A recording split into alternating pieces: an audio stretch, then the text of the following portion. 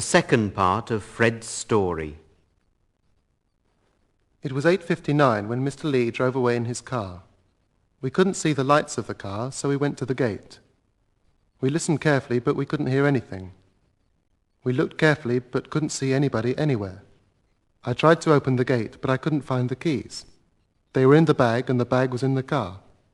I sent Oliver back to the car.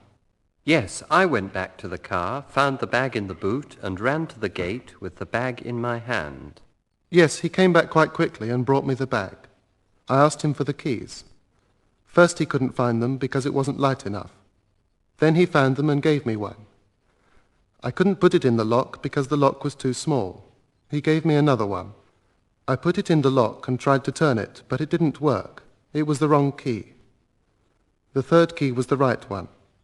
We opened the gate and went in. We saw a light in a window. It was the kitchen window. We went there quickly, but carefully. At 9:05 we looked in. I looked in. Oliver couldn't see anything because the window was too high. But I could see everything. In the kitchen I saw two women. One woman and a girl. The girl turned on the tap and held a kettle under it. She went to the gas cooker and lit the gas. Then she put the kettle on. The woman took some cups and saucers and plates and spoons out of the cupboard and put them on a tray. Then she took some milk and some butter out of the fridge. She put the milk and the butter on the tray and some sugar too. The girl put some tea into the teapot. Then they switched off the light and carried the tray out of the kitchen. You told us not to go into the house, so we didn't go in. You told us to be very careful, so we were very careful. But it was very late. So I said to Oliver, "Let's go back to the car." He gave me the bag and we were soon out in the street. We got into the car and drove home quickly. And now we're here.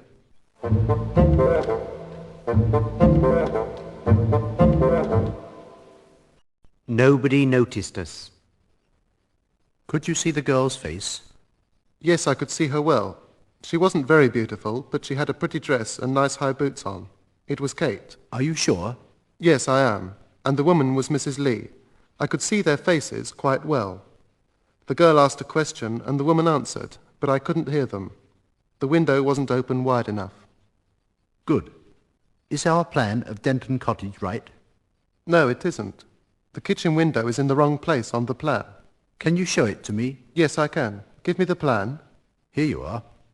Here's the kitchen and here's the window. Thank you, Fred and Oliver. You worked hard and you did your work well. I'm sure you're very tired and thirsty. Let's have a drink. Are you hungry too? No, I'm not. You aren't hungry?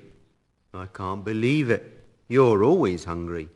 We aren't hungry because we ate a lot of biscuits and luncheon meat in the garden. Shh, quiet, Oliver. What was that? Where did you eat? In the garden. Shut up. Where did you get the meat and the biscuits from? From the kitchen. Fred got a tin of pork and a packet of biscuits from the kitchen. You didn't mention that, Fred. I told you not to go into the house. You're quite mad. I'm sure they noticed you. Now, don't be angry. Nobody could see me. Everybody was in the house and it was dark in the kitchen. I can't understand you, Fred. Nobody saw you. Are you sure? I'm sure. They couldn't see me and they didn't see Oliver. They didn't see us. Nobody saw us. Fred, where's your scarf? You put it round your neck. Yes, Fred. Where did you leave your scarf? My scarf? Yes, your scarf. Where is it?